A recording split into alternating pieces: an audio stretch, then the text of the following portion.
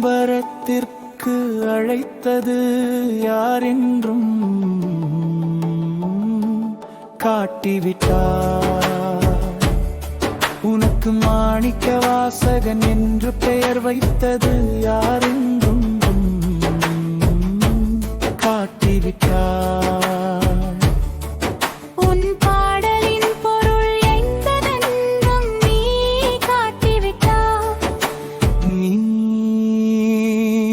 காட்டிவிட்டாய் அவனை ஊழி காலத்தில் எஞ்சி இருக்கும் ஒருவனை. அப்போது அவன் படிக்கவே உன்னை பாட வைத்தான்.